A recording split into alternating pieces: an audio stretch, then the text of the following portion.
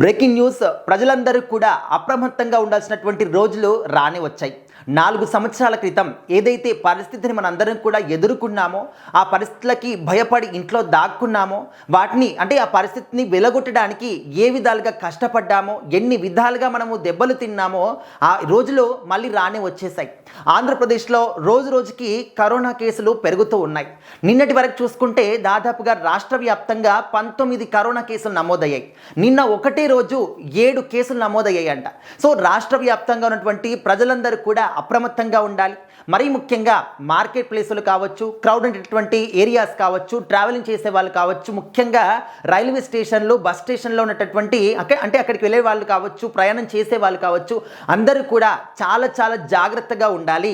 ఇదే మనకు మొదటిసారి కాదు, ఇంతకుముందు మనం దీన్ని ఎక్స్పీరియన్స్ చేసాం కాబట్టి, అంతకుముందు మనం ఎప్పుడు కూడా అలాంటి రోజులు మనం చూడలేదు కాబట్టి అప్పుడంటే జాగ్రత్త వహించలేదు. అండ్ ఇలాంటి కేసులన్నీ కూడా, కరోనా కేసులన్నీ కూడా విపరీతంగా పెరిగిపోయాయి. చాలామంది, లక్షలాది మంది పిట్టల్లాగా రాలిపోయారు భూమి మీద.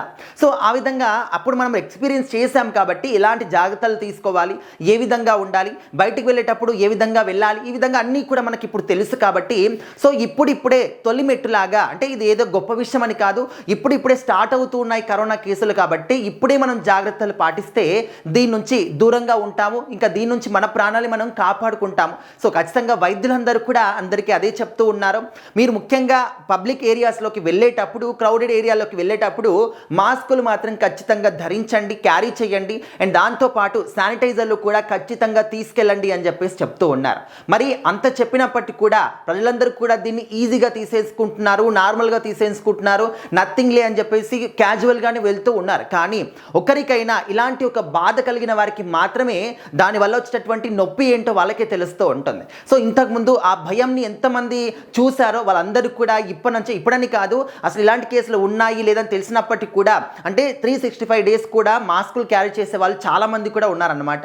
అంటే దానివల్ల ఎంత బాధపడ్డామనేది 4 సంవత్సరాల పాటు బయటికి వస్తే కరోనా వస్తుందేమో, బయటికి వస్తే పోలీసులు కొడతారేమో, మన ప్రాణాలు పోతాయేమో, కనీసం మన రక్త సంబంధికులు కూడా ఆఖరి చూపు కూడా నోచుకోకుండా మనము మన బాడీ మొత్తం కూడా కాల్చేస్తారేమో, ఈ విధంగా రకరకాల భయాలు ఓన్లీ మన దేశంలో కాదు, ప్రపంచవ్యాప్తంగా లక్షలాది మంది ప్రజలు కరోనా బారిన పడి చనిపోవడం జరిగింది. సో ఇప్పుడు కొత్త వేరియంట్ అన్నమాట, corona Omicron RF5 variant.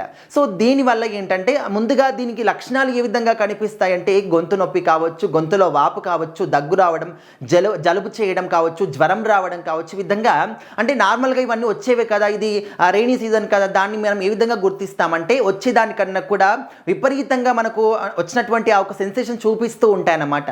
So దాన్ని బట్టి ఇంకా మీకు ఇది తగ్గట్లేదు ఎంతగానో అనుకున్నప్పుడు ఖచ్చితంగా మీరు మాత్రం పరీక్షలు చేయించుకోండి అని చెప్పేసి డాక్టర్లు చెప్తూ ఉన్నారు.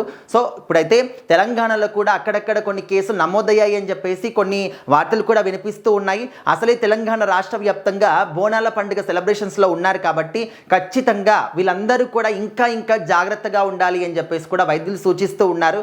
సో ఈ విధంగా వాళ్ళు చెప్తారులే, వాళ్ళు నార్మల్లే అని చెప్పేసి ఈ విధంగా క్యాజువల్గా ఎవరు కూడా తీసుకోకండి. మన ప్రాణాలని కాపాడుకునేటటువంటి ఆ ఒక ఛాన్సెస్ అనేవి ఇప్పుడు మన చేతుల్లోనే ఉన్నాయి. సో చేయి జారిపోయిన తర్వాత పట్టుకోవడానికి ప్రయత్నించే బదులు చేతిలో ఉన్నప్పుడే పట్టుకోవడం అనేది చాలా గొప్ప విషయం అన్నమాట. సో ఆరోగ్యమే మహాభాగ్యం అని చెప్పేసి బ్రతికుంటే మనం ఏదైనా చేసుకొని బ్రతకొచ్చు. సో అనవసరంగా మన గోతిని మనమే తవ్వుకొని ఆ గోతిలో మనమే పడిపోవడం అంటే ఇప్పుడు జాగ్రత్తలు పాటించకుండా ఉండడమే అని చెప్పేసి వైద్యులు చెప్తూ ఉన్నారు. సో దయచేసి అందరూ కూడా జాగ్రత్తగా ఉండండి.